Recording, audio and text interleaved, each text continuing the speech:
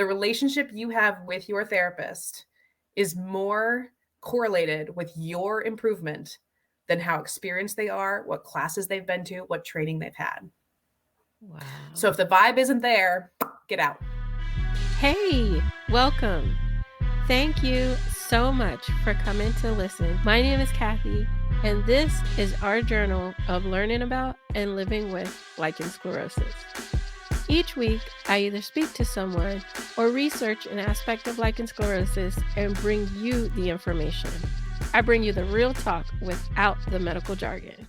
And this week, we are talking to Ashlie Crewe, pelvic floor physical therapist extraordinaire. She is a teacher and mentor to pelvic health physical therapists all across the United States. Her love of neuroscience, psychology, and pelvic health makes her an expert in what we're going to be talking about today, persistent pelvic pain. We're going to talk about what it is, how to get assessed to see if you have it, how it's treated, and how to find a pelvic health physical therapist that can help you on your journey. Lichen Sclerosis Support Network is on a mission to empower people with lichen sclerosis through education and support. If you find these episodes give you the education you need to empower you on your journey, then consider giving a donation. LSSN cannot work without you. So go to our website, lssupportnetwork.org/donate, and give your contribution today so we can keep putting out content for you. Without further ado, here's my conversation with Ashlie Crewe. This information is for educational purposes and does not constitute medical advice. Speak to your medical professional before making any changes to your care. Let's talk about your background. And you are a pelvic health physical therapist, but you also have this love of neuroscience. So, give us a little background of how that all happened, because that's going to inform our conversation. Yeah, absolutely. So I went to normal PT school, like just learned the basics of kind of a PT. And then I remember when I got out of school, the very first educational class that I went to, because as PTs, we have to go to classes every year to keep our license active. The very first class I went to was a pelvic health class. It was a pretty basic pelvic health class, but still was very much like blew my mind because I didn't know anything about it, hadn't learned about it in grad school, and just was like, oh my gosh, this is my calling. This feels like home. This feels like what I'm supposed to do on this planet. And it was very much about like urine leakage and like some pelvic organ prolapse issue, lots of postpartum stuff. But like it was like, this speaks to me. The second class I went to was a class presented by Adrienne Lowe, who is like a giant whose shoulders I stand upon. And in the world of chronic pain, persistent pain conditions, and how physical therapy can be so impactful in that, but probably not in the way that we've been taught to believe by this very medical model of a muscle is tight, we stretch it, and it hurts less, but very much more into the actual neuroscience down to the level of the neuron and the synapses that make neurons can talk to each other. And again, just blew my mind because I hadn't been taught any of that in PT school. And my bachelor's degree is in psychology. So I think I was sort of set up for that. But I remember sitting there and thinking like, oh my gosh, now this is blowing my mind. And maybe this is what I'm supposed to do with my life and treat patients who have chronic pain. And so I remember this like feeling like there was like two different buckets, right? I had like this really cool pelvic health introductory little baby course and then this really cool chronic pain course. And then just by the sheer nature of this was 14 years ago in central Pennsylvania, there were not a lot of really great pelvic health physical therapists. And so with that, as I said, hey, I can treat some pelvic health conditions, people came out of the woodwork with persistent pain conditions in the pelvis. And it was like, oh, this is what I'm supposed to be here for. And so, I mean, I was a fledgling little baby pelvic PT at the time, but I think it was so helpful to have some of that, my psychology bachelor's, to have some understanding of that, and then to be thrown right into this like really drinking from a fire hose situation where I had so many patients with persistent pain conditions. So I really had to learn and learn fast. And I think one of the coolest things in the world of persistent pain, and we talk about applying the neuroscience of pain, a lot of the educators say like you have to weave it into the air that you breathe. It can't be like a, here is the pain exercise we give you. It has to be a whole treatment approach. And I think that baptism by fire sort of forced that to happen, whether I wanted to or not, or was recognized it happening. Yeah. It was, I had to talk about this and had to get good at it and get it good at it quick. And that has really informed the last decade and a half of my clinical practice, really. That's awesome. Yeah. For people with lichen sclerosis, how would this persistent pain present? What are some of the symptoms that someone who has persistent pain but doesn't even know that that's what it is, what would that look like for them? Right. So oftentimes we think about persistent pain as pain that is happening and occurring in your body that is maybe out of proportion or doesn't correlate exactly with what's going on with the tissues themselves. And so I think lots of folks are like told or get the message, whether that message is intended or not, from their healthcare provider, it's all in your head. Mm. That kind of pain where it's, well, we can't figure it out from a medical, your tissues are healthy, your Your structures are tests are coming back right, good. everything's looking great. Like, so there's no reason for you to still be having pain. Mm. And so for folks that I see who have some lichens going on, it's usually like, oh, the tissues are looking really healthy. There's a lot less adherence. Maybe you had a surgery, whatever, and you're still having that exact same pain that you've had for however long with Mm. attempts at penetration or touch or whatever that it may be. And I think that's really when that neuroscience comes into play, and that because it's a change in your nervous system that has happened. And we don't have a great way to look at that. We don't have an MRI to scan for that. And I think for a long time in the medical world, that's sort of what has led a lot of providers to say, I don't know, because Right. they can't see it, they can't measure it, and they've had a really hard time doing that. And again, I think then the perception to patients is, I must be crazy, or there's Right. no help for me, that kind of thing. But that's how I see it playing out in that population. Really interesting. So that makes a lot of sense because there are people who say, I'm doing the regimen, I'm using my steroid, my color is back, I'm not having any more fusing, but I'm still burning or I'm still in pain. And I still can't sit and everything looks normal. My doctor says I'm doing well, but I'm still hurting. Help. Yes. Usually when doctors go, I don't know, it's all in your head. The other thing too they do is they throw like not painkiller, but nerve blockers, right? Mhm. So it may be like I know I've heard of gabapentin and I know there's other ones out there, but working as a PT with neuroscience though, you have a method of working that's not dependent on pharmaceuticals, right? Yeah, that's the whole like, the beautiful thing, good and bad, is that physical therapists, we're not allowed to prescribe medicine in the Americas, geez, the United States. I don't know about South America, but at least here in the United States, PTs are not allowed to prescribe medication. And so I think one of the cool things about my job then is we're really taught to work with the human body, Mhm. and we're not allowed to order imaging, we're not allowed to prescribe medications. That's the two biggest limitations for us. But then so we have to be really creative with how do we assess for things when we can't order an image. And I think that's what has set up PTs to be really brilliant at this, is that doctors are always taught this is the test you order. This is Mm. to see the thing. Whereas PTs, it's very much more about like look at their body and like get a sense of what their body can do. And I think that sets us up well. But yeah, so really, and I don't have any problem people coming into me if they're on gabapentin or another medication. I'm happy to work with them still. And if they're saying, hey, gabapentin plus PT and I'm Mhm. pain managed and I'm great, then I'm not going to touch that, right? Yeah. I will like tell me what your goals are. But if they say I really want to get off the gabapentin or decrease my dosage or whatever, then I'm happy to work with them too to help make that happen. Awesome. So let's move into assessment. How do you do that? Ah, so much. There's so Okay, much. a bridge version then. Right. Yeah, right, right. Let me give you the quick summary. So, because I think again, it has to be woven into the whole treatment session, right?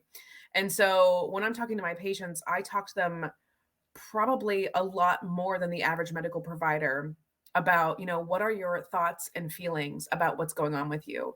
What do you think the cause of this is? What do you think makes your pain flares better or worse? And I think fluff up myself a little bit. Like I think I do a really great job of believing that patient's experience. Like I had one patient who said, whenever I eat salty food, my symptoms are worse. And I'm like, okay, I can hang, like, that's fine, right? And I think, like, a lot of medical professionals are like, "That's nuts." But, like, Yeah, right? right. But But so we're in our body, right? right, I'm We're the like, ones "You" experiencing it. right? And that's why I tell people all of the time, you are the expert of your body. Right, A right, doctor can see 100 people, and guess what? Each one of those 100 people has a different experience, but the doctor's only going to remember what the doctor wants to remember and then correlate that to everybody. right. And, But like, stick it in their flow chart and, like, figure out where it exactly. falls, right? And you know what your individual body, Yes, what all of the mechanics are. And so you're the only one that can make that determination of this works, this doesn't work, right. or this kind of works. And you have to speak up and let people know about it because nobody else will. That's what I will say. The the really different thing that I experienced when I started pelvic PT was that I had to start doing that. Like every sh sh and you know my PT, Ashley. I do. I love her. I wasn't used to being asked how this feels. Let me know, do you feel anything? Like constantly until the point she didn't have to ask anymore. It was just anything felt different, anything changed. I would just be like, okay, yep, that started tingling, or nope, I started feeling this. Mhm. And it was a way that makes sense because she can't tell what's going on inside of me, and so if I don't speak up, she's gonna think there's nothing going on and go treating accordingly. Exactly. And I think again, when we think about the assessments that I do, when we get into the physical assessment of your tissues, of your structures, I think that is a thing I have to educate so many patients about. I'm like, this is not a you lay here and count the ceiling tiles and tolerate me rummaging around. Like, that's not what this is. I want to know what's going on. What is your sensory experience as I'm touching different structures and moving things in different ways so that I can help really, really quickly figure out like let's use hamstrings. Like everyone, hamstrings back of your thigh, right? If you do a split, that's going to stretch your hamstring. Like everyone on the planet, I feel like, has an idea of like what a hamstring stretch feels like. And if I stretch it far enough, like that's going to hurt, right? And so for me, if I'm doing techniques, I try to keep my exam pretty pain-free or pain minimal. But if I'm moving tissues in a way that pain would be expected to be generated, fine. I can sit there and be like, yep, that makes sense. Their nervous system is processing signals appropriately. Great. But if I'm moving tissues and, like, for instance, I just lightly touch your clitoral hood and, like, is the response, right? And then I'm like, like that tells me that your nervous system is a little bit sensitive there. And like that's how I frame my whole examination. I try to be as pain minimal, but that's why we're constantly saying, how is that feeling for you? Is that painful for you? That kind of thing. So that I can help get an idea of like, where is your nervous system processing? How is that going? So that then helps guide the rest of my treatment interventions. And I can kind of say, oh, is this somebody who their pain is more a result of nervous system misfiring, is what I'm going to call it, or I call her like a little overprotective nervous system versus like actual tissue thing that we need to talk to somebody about clobetasol or something like that about. So I think that's the way my examination works, is that I'm trying to interact with tissues very gently Mhm. and then getting an idea of like what your sensory experience is while I'm doing that. When you're doing the examination, does it have to be an internal Mm. examination, or can it just be an external? Yeah. So that all goes right back into the way that I practice and that it's informed by neuroscience. Mhm. Because, like, we all have learned the story about Pavlov's dogs. Like, Pavlov, ring a For those bell. who Yes. haven't, Right, please let exactly, us right? know. Master's degree in psychology. I just assume everybody knows this. Anyway, Pavlov had a bunch of dogs. He rang a bell. He fed the dogs. Okay. Okay. Did that time and time and time again. And then found out that he could just ring the bell and the dogs would start salivating whether or not he gave them the food. Okay. So you can train your body to respond with practice, right? Okay. And the way that I kind of frame my treatment in my interventions and my assessment is, if you come to see me and I have you do an assessment with me that reproduces your pain, Mhm. right? I'm teaching your nervous system actually creates pain in my vulva. Yes. Okay. And I need to stop that, because I think lots of people who are coming to me for persistent pain in their pelvis are used to, I go see a medical provider, I experience pain in my vulva. Yep. And I would like to rewrite that script in their brain. I would like to undo that association. Yeah. And so my job, my number one job when folks come to see me is to make them feel safe and allow them to share their story with me. And then I always like to approach it as here are all the different ways I can assess things. Okay. You choose your own adventure. You tell me today what you want to prioritize, what feels comfortable for you. And if that means your pants stay on all day, that's fine. I would rather say, let's start there. I'm going to try to treat you to the best of my ability with the knowledge that I get from our assessment. If you say, you can look at my tissues, but don't touch, cool, I can work with that. If you say, do whatever the heck you want to, go internal, fine too. But I think, again, it always has to be you as the patient have to direct me.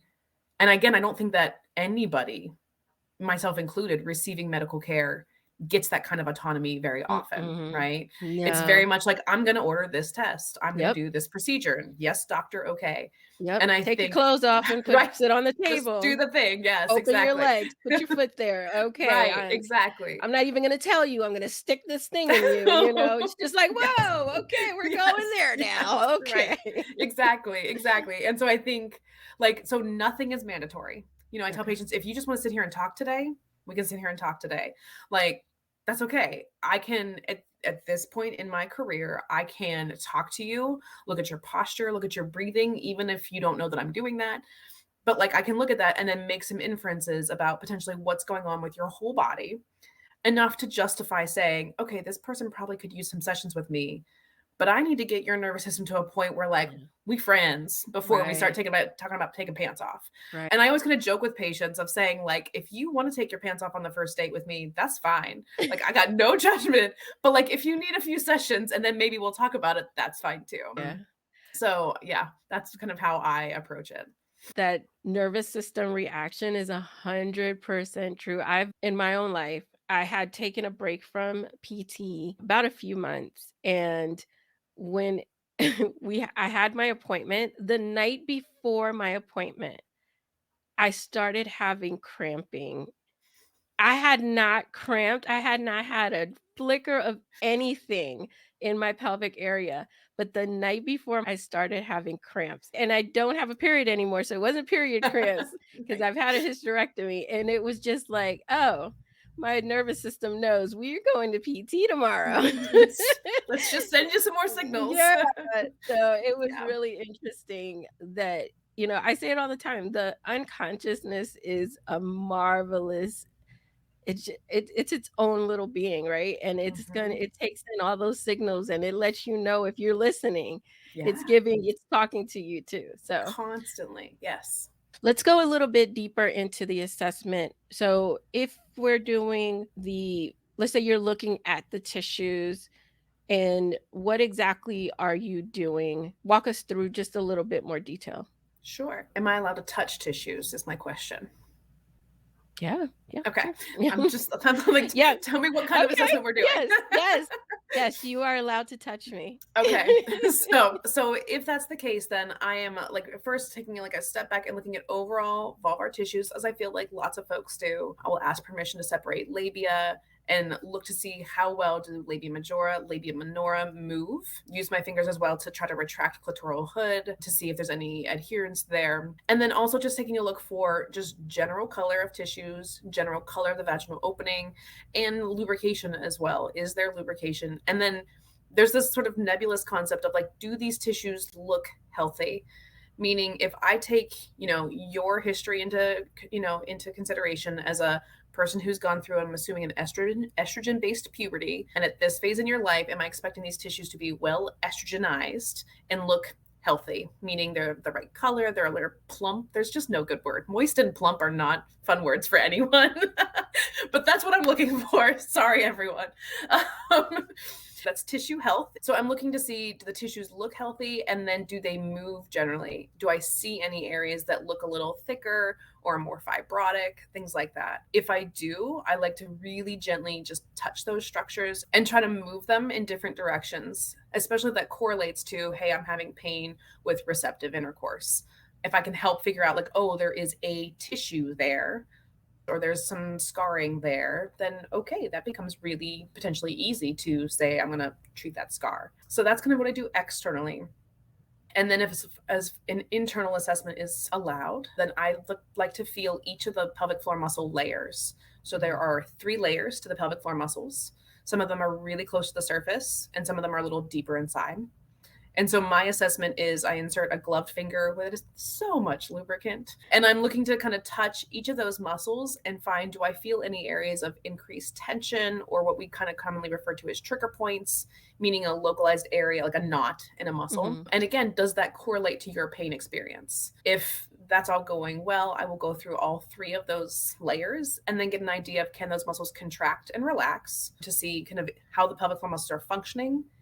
But then at the same time, what I really love to do, especially if I'm anticipating that this person has some neuroscience-based changes, is to kind of get an idea of, can they sense where I am in their pelvis? And this is where the fun stuff happens, where, I will tell my patient, like, I want to know, of course, anything tender, painful. I always say, like, tender, painful, problematic, Ashlie, get out of my vagina. All things you're allowed to say. And same applies if I'm in the rectal cavity as well. Like, you can tell me to get out anytime. But if I'm kind of working through that assessment, the other thing that I like to do is say, like, can you tell if I'm on your right side or your left side right now? Because what we know about the brain and the nervous system is that if an area of our body isn't working very well, or is experiencing some threat, or is experiencing some changes, the representation for it in our brain gets smudged and misrepresented. And so lots of times folks kind of can't find that part, and they don't have great connection between the body part and their brain. And so I like to sort of test for that, to say, if I'm on your left side, I won't tell you that, but I'll say, like, hey, can you tell me, like, where I am? Like, am I on your right side or your left side? And I will sometimes give them a little pelvis model to hold, and like help them, like, oh, actually I'm right here on this muscle, to help work with that understanding. And what we've found is that doing interventions like that and like weaving that into the course of treatment helps to form a better brain and body connection. And with that, we are able to process sensory information better. So the example I give all the time is, I was treating somebody many years ago who had significant pain right at their vaginal opening. And as we worked on those muscles and those tissues, got things moving a lot better.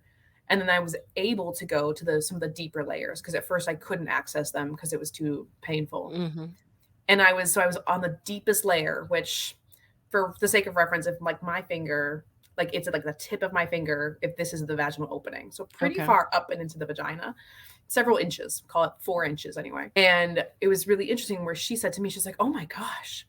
And I'm just like, what's going on? And she's like, it still feels like the exact same pain. It feels like you are right at my vaginal opening. And I'm like, oh girl, we're way beyond that. Like, that was 10 minutes ago. And she said, yeah, it feels like you are right there doing the exact same thing. And it's just it was a great like aha moment for me, of that representation of her vaginal canal in her brain. Those nerves are just, again, just not processing quite perfectly well. And I gave her the pelvic model and said, like, I am way up. I'm practically at your hip, girlfriend. Like, about to knock on that hip right, bone over there. Exactly. Tap on it. Yeah, exactly. And like, to have her like understand, then she's like, that's just so weird that my brain, like, it's that's how it all works. And so that really helped shape, like, okay, so I need to like help people understand this, because we know we have lots of data that says this happens in the limbs, especially. We have great hand research and foot research to say that phenomenon happens. We don't have great research for the vagina. Yeah. I'm hoping to see that day. Wonder why. Right. Exactly. But that's interesting. I would say, again, when I had my first pelvic floor examination, I had a very similar experience where she was doing, feeling around and doing all of the tissue moving and things, and I started feeling pain. And so my first visit, we really only did a little tiny bit of the internal, and we did more of the external. So she was doing kind of some tugging and things, and trying to relieve some pressure points and things like that. And it was really interesting because where I was feeling the pain and the pressure was the opposite side of where she was. And Right. I would tell her, I feel it on the left side, and she's like, "Well, I'm on the right." And I'm like, "But no, because I feel it on the left side." And she's like, "I'm not over there." And I'm like, "My left, right? My left, your" so we ended up doing she introduced me to the word brain remapping. Mm, And so we worked on that to where now I could by the end of my sessions, I was able to correctly locate where she was putting pressure. yeah. So I've lived that. I didn't even know that that was what was That's what she's going doing. on. I was like, She she was was taught well. she was. Yes. Wink, wink. Mhm. No. For Right? everybody who doesn't know, Ashley is her teacher. So, Mhm. as they're coming back, what does the sessions look like? Sure. Number one, variable depending on the day, depending on your symptoms. Overall, my whole goal with interventions is to improve that brain remapping. And the other thing that we know about when we're trying to do this is that your nervous system does not like big change. It does not like fast change. And so, if y'all watch the Holistic Healing Summit, I talk about that part of our brain is a caveman, like it's a caveman brain. And the way I kind of explain to folks is like cavemen don't like big change because big change is scary, big change is threatening. And so, what we know is that lower intensity and more frequent stimulus, I'm going to use the word stimulus as a psych, but lower intensity, more frequent interventions is better for that brain remapping. Because again, I think about like we need to de-escalate the threat perception Mhm. by that part of your caveman brain, right? So that's why I say like treatment sessions could look really different. If you're like, today I'm coming in and my kid just tested positive for COVID and I had to revamp my whole work day and like I'm late on the mortgage because the first, like whatever, like Yeah. today might not be a great day for me to do internal stuff that might be a little Yeah. bit more threatening, right? So let me caveat by saying it's very variable, Yeah. but my whole goal is to improve that brain and body connection and your ability and your nervous system's ability to pay attention to signals coming in without mounting a massive threat response. And so that's sort of the premise of all this, is that we as humans are receiving input from Mhm. sensory neurons on our brain, on our body constantly. Like Mhm. right now, like if I paid attention to it, there are sensory receptors on my toes telling me where the seam of my sock is, right? Mhm. And that exists for all of us constantly. The cool thing about our brain is like if you've got a new pair of socks on, or if it's a different style of socks and the band is weird, whatever, like your brain pays attention to that at first. It feels funny. And then your brain eventually says, forget about it. It's not threatening. It's not a big deal. It's not going to kill you. So your brain turns down the volume on those signals coming up. Mhm. And that happens to all of us constantly. And so, and then you don't notice it until maybe you're taking your shoe off and it slides past those sensory receptors again. And your brain's like, oh, yeah, that's that, right? That's that weird sock. But the whole point of this is that the nerves in my foot are still sending the same amount of signals up. Mhm. Like that does not change. It's my brain that says pay attention to it or don't pay attention to it and dismisses it, right? Right. And so my whole goal with PT with folks who have pain conditions in their pelvis is to give them sensory input into their pelvis and surrounding areas of the body that they can pay attention to, but isn't threatening and doesn't produce a threat response, which is pain. And so some days it might be like, okay, you're going to sit on a ball to give you some extra input to that part of your body and maybe do some pelvic floor contractions or move your pelvis in different ways. If we are doing internal, whatever, if you're like, I want to do some internal today, then it is doing things like my finger insertion and I'm trying to release some tension for sure on any areas that feel a little bit more tense or a little bit more adhered. Again, trying to stay below that threshold of, oh, this is uncomfortable and I need you to stop. Mhm. Because again, if I just reproduce your pain, that just tells caveman brain Ashley is pain. Right. And so it might be things like teaching you how to use vaginal trainers or working through them with you. Lots of folks I see are very hesitant to use vaginal trainers on themselves at first. And so I might be using them with you to kind of coach and guide. And then the other thing that I love doing, going back to that brain remapping and like talking to you about like identifying right and left, I like to go like north, south, east, and west, with my finger or a trainer. But again, like just saying like, okay, like let's say it's a trainer, like, and I'm inserted into the vaginal canal here, right? Mm-hmm. And I'm just like, this is north. Like if I'm pointing up towards your belly, Mm-hmm. south is down towards your booty, and then like east and west are right and left. And then I will just, honest to goodness, like just sit here and be like, okay, I'm going to tilt it. Where do you feel that? Got it. And like just give you random different stimuli to say, like, just work on processing that information. And so for a lot of my patients, if maybe this size trainer is comfortable, but that next size trainer up is a little too challenging, I will work there and do some just mapping with that, Mm-hmm. and just work on that. And I have found that to be a really great step towards getting to that next size trainer. And Interesting. yeah, I'm like, that's, I mean, there's some exercises there too. And, but again, all in the idea of we're going to move your pelvis in a way that feels good for your body and give Yeah. you positive feedback and help you form a positive association with that part of your body. I love that. And going back to my own experience, on days that I did have like super stressful days or had something traumatic happen during that day or during that week, my PT, she would just have me put some heat on my pelvic, just let me just lay in the room, close my eyes, and just have it like just kind of take a pause, just take a Yes. nice Yes. pause and and it really ends most of the time, like, that would be the only time I really got to just be and just Oh, pause. And yeah. it would be so beneficial because I knew even if she wasn't working on whatever body part I really needed help with, she wasn't going to force me to exercise that day because my brain was, just on such high alert from other things.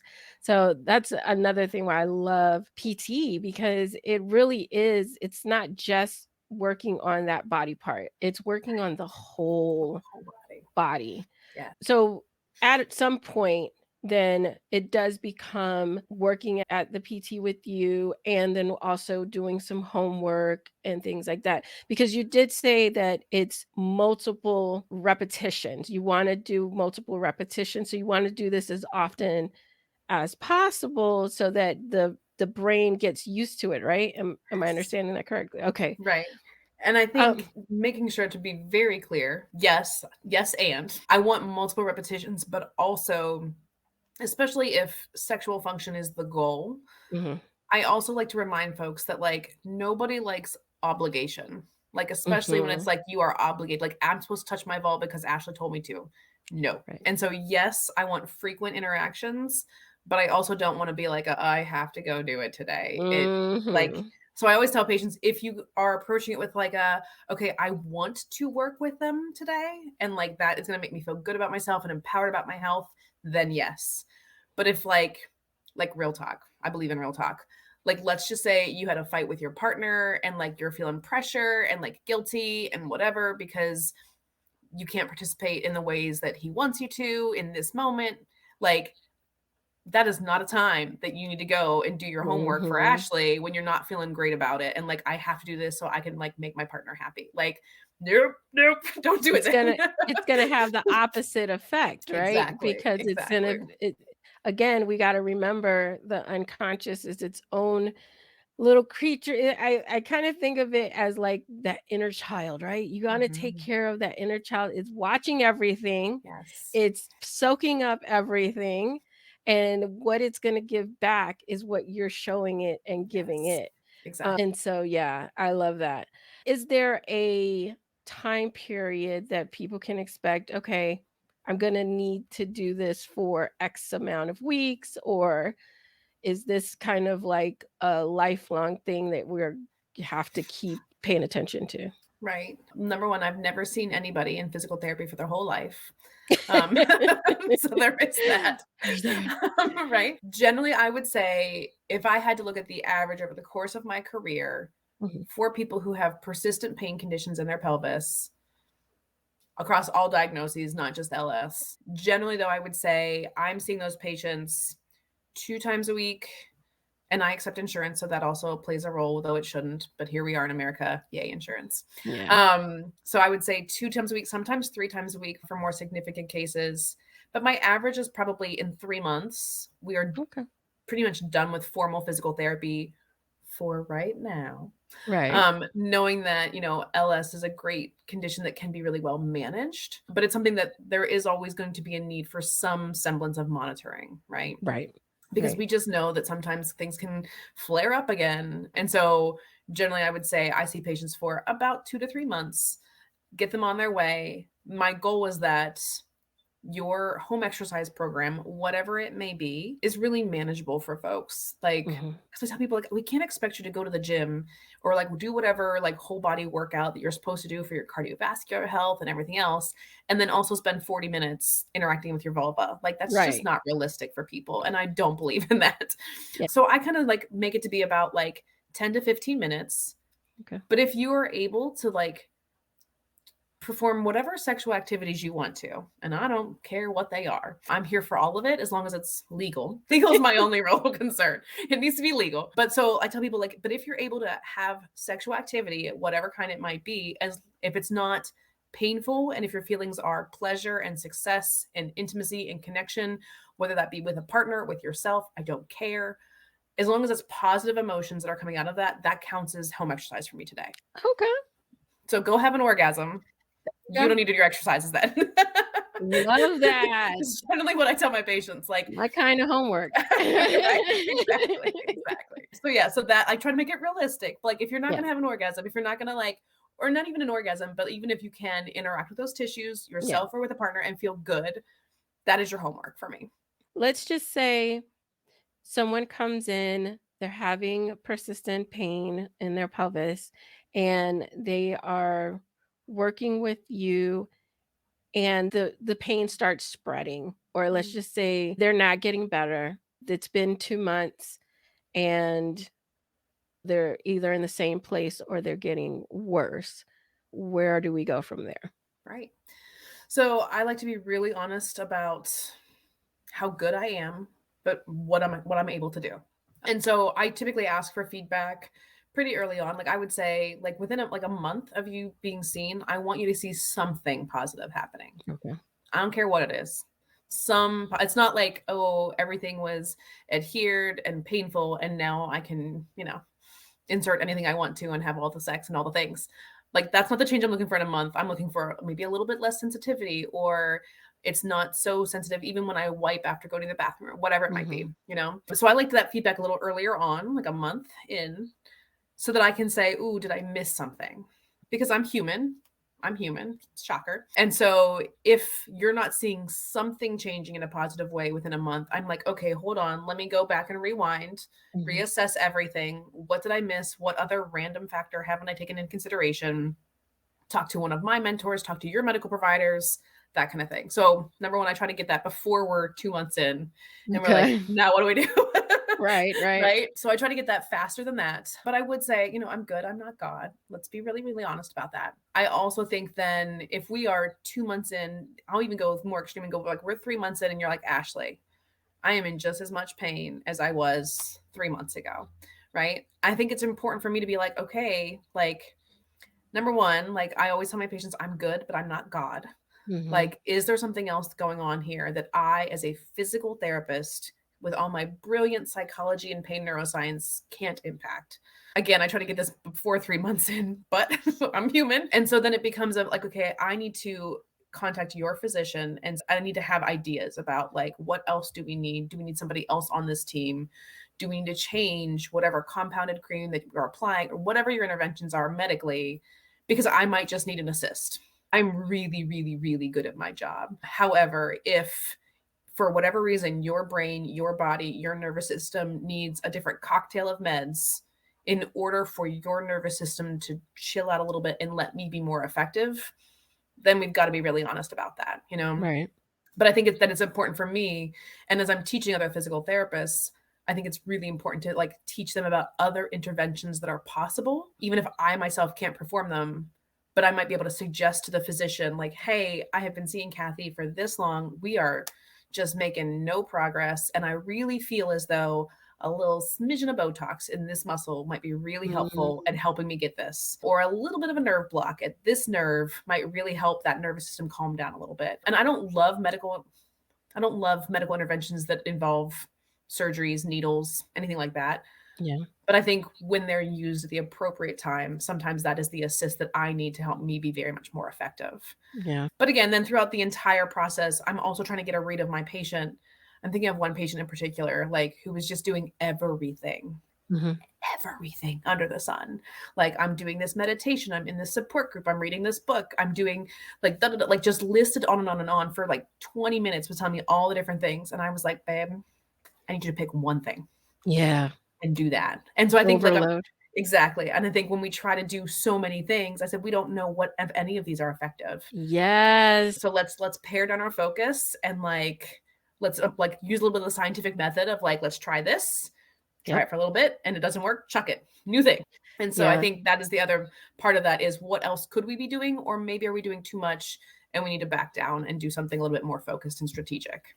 Yeah. I wrote an article in the membership exactly about that because, especially when people get newly diagnosed and they're in support groups and they're reading all about the diet and the creams and the moisturizers and the barrier creams and not wearing this clothes, but wearing that clothes.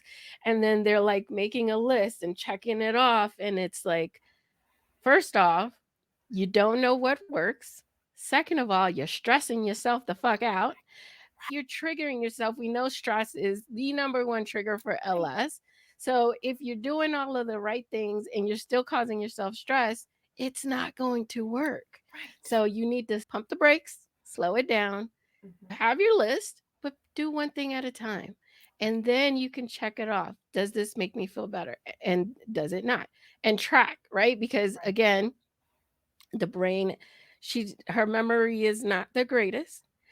She changes stuff up all the time, She's and you might finicky. remember you remember one thing, and I do it all the time. My husband remembers something, the exact same situation in a completely different way, and it's like we're sitting there arguing, no, that didn't happen. It happened this way. No, it happened this way. And neither one of us was probably right. Moral of the story, have your list of what you want to try. Take your time through the list to reduce your stress as much as possible and track. Have Yes. a tracker. And I think I kind of view my job depending on the patient, right? Some patients are Mhm, able to manage really well, but I think lots of patients come to me in a situation where they're in a really high stress, high anxiety state. And I view my job, because let's be real, I'm usually seeing that patient. If they're coming to me twice a week, I'm seeing them more frequently than anybody else. mhm, And I think then it becomes much my job to be like, okay, what are we working on? And then help coach and guide. And I kind of say, like, I'm a physical therapist and like I have a scope of practice, but like I go real heavy towards like a psychologist for a little bit. I go real heavy towards a mhm. medical doctor for a little bit. But I think my job is to say, like, okay, like here's what we're trying, and provide a really good medically informed guidance, suggestions to say, maybe this is something. And I always kind of tell my patients, like, I want your brain to work like my brain, knowing Mhm. all the things that I know. Like, that's my Right, job, is to like help get you to think about your tissues, your pain experience the way I do in my light. And so right, that you can make these decisions for yourself and kind of say, like, right. oh, I think that feels better for me. Yeah, knowing what the options are. You're Yeah. presenting the options because we don't know what they are, but in your field and working with other patients and doctors and things, all of the options and then you can present them. Yeah. Because a lot of the times even, we say this for people who are newly diagnosed, they don't know what questions to ask because they've never been in this spot. Hmm. So our job as a nonprofit is to let you know, hey, here's the information and here's the questions that you want to ask so that you can get to where you need to go. So that's your role in this situation. Yeah. If we are finding that we are having persistent pain in our pelvis, how can we find someone like you? Whew. That's a great question. Until we So, can clone you and put you right? If I everywhere. could just do that, that'd be great. So I like to promote, I'm a member of what's called the International Pelvic Pain Society. Mhm, And that is a professional organization that is multidisciplinary. So there are psychologists, there's midwives, there's physicians, there's nutritionists, all who specialize in pelvic pain. And so I encourage folks to go there and look for folks who are a member of that society. I call them to say, hey, I want to recommend this procedure or recommend this intervention to a physician locally because they haven't gotten it yet and their doctor maybe doesn't know about it yet. And so how do I do that respectfully? Like, they know these things. And so I encourage folks to do that. That's a great place to start. Do they have like a directory? They do. They have a member directory, and they also have some lovely patient resources there that talks about before you go see a pelvic pain provider, like what to bring. Some of the stuff I'm sure you all have as well, but like how to prepare. So I think that's a great place to start. So yeah, you can go to www.pelvicpain.org, and that is the International Pelvic Pain Society. And then the other thing too is I think any decent clinician, in my opinion, if you call and you say, hey, I'd like to talk to the provider before I come in. If I get that phone call all the time, and 100% I'm going to take that. It might take me a day or two to get back to you, but I'm going to get there. But I think having a conversation and saying, hey, I really want someone who is familiar with persistent pain and understands pain neuroscience. That is your phrase, pain neuroscience. As rehabilitation professionals is sort of under this bucket of pain neuroscience education. And so I think, like, I don't mind being put on the spot because, I mean, truly, I want to be the best physical therapist for you. And if my training, my learning, my experience has led me to be that, like, I'm here for you. However, if you need somebody who specializes in craniosacral therapy, which is a different thing that I have zero training on, I think it's on me to say, like, you don't want me. I'm not the one. Like, right. Like, I'm not your girl. Like, I will maybe try to find some suggestions in the community, but I'm not the one. Right. I would love, love, love to exist in a world where every physical therapist would be that confident and say, if you are the patient for me, I'm your therapist. But if I'm not your therapist, I'm not your therapist. Right. Unfortunately, we don't live in that world all the time. I think there are therapists, chiropractors, physicians who maybe overextend themselves. It just is. I'm going to fix what I can fix. I can't fix that. Right. Yeah. They don't work within their zone of genius. And then when you're not in your zone of genius, then you don't do as well of a job instead of you saying, hey, this is not my zone, but I can help you try to find someone who's that is their zone. Right. Yeah. We complain about doctors doing that all the time. Refer me. If you don't know, send me. Refer me to someone else. And I think so that's the other thing that I talk to patients about. Like, although I understand that it's exhausting, but like, if the vibe isn't there, go. Like, you can leave, go find somebody else. I think very much like the relationship, like, we have the research to say your relationship with your physical therapist is more predictive of your outcomes than your therapist training and knowledge is. Wow. Now, there's a fun one, isn't it? So let me say that again to be very clear. The relationship you have with your therapist is more correlated with your improvement than how experienced they are, what classes they've been to, what training they've had. Wow. So if the vibe isn't there, get out. Super interesting. Isn't it though? Wow. And like, there is research there to say that. I don't have the study on hand to give it to you, but it's there. And so I think like that's what I tell patients with it. Don't ever feel guilty. Don't ever feel guilty about leaving, about saying like, hey, this just isn't the best relationship for me. A good therapist who really understands pain neuroscience is going to be like, great, let's go find somebody else for you. Right. Like I want you to have the best experience. And if I'm not it, I want you to go get it somewhere else. Right. They shouldn't have that ego like, oh, well, fuck you then. Go on. Right. Exactly. Exactly. I will say Ashlie maybe 13 years ago had a little bit of an ego. So it's taken me a little bit to get here, but yeah. And that's why I tell patients all the time. And like myself, when I'm looking for healthcare providers, as somebody who also has a persistent pain condition, it's been about, I've got to find somebody who like, yes, this person hears me. I click with them. I want to go see them. Like that's who you need to go find. So Ashley's TikTok is at Ashlie Pelvic PT. That will also be in the show notes, as will the link to the International Pelvic Pain Society. And Ashlie works for an amazing, amazing organization, Dreyer Physical Therapy, which I will also have their website. They are in the Pennsylvania region, right? There's way more. Oh, New Jersey. I know you guys are in New Jersey, Maryland. but Northeast North America. Would say too, Dreyer is part of a parent company called Upstream Rehabilitation. Yep. And with that, that is nationwide in, I think we have like 1,200 clinics or something. It's huge. That I sort of head up the pelvic health programming for the whole company. Yes. So you are in great hands. And if you're not, let me know and I will handle it. I was gonna say, yes, if you are going to PT and Upstream and Dreyer, and I can attest to this personally because I have helped people who are outside of our area who are gone to a PT at Dreyer and who may not have had all of the skills they needed, but were willing to learn. I contacted Ashlie. I said, Ashlie, this person's going to this person. Can you help them out? And she did, and they are doing amazing. So she's an amazing teacher.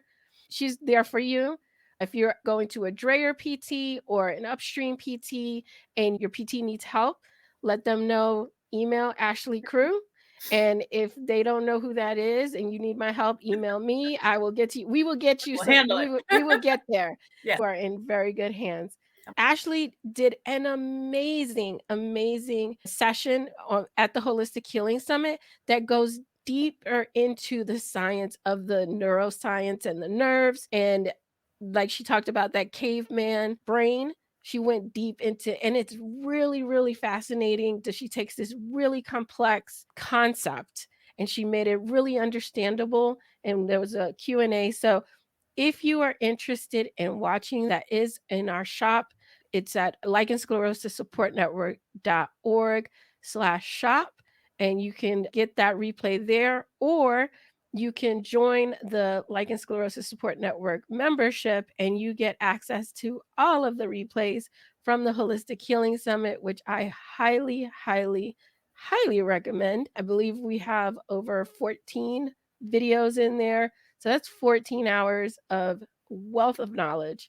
And we will be having Holistic Healing Summit 2023 from May 8th to May 13th. We added an extra day. So we will have a whole bunch of new videos, but make sure you get caught up with the old videos before May comes, because you want to have that knowledge when you're going into the new year.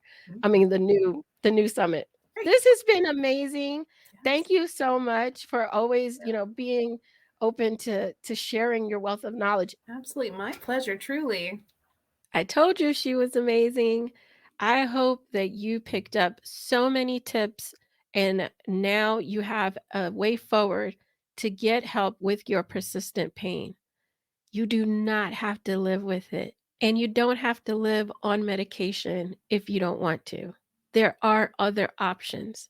Make sure that you follow Ashlie on TikTok.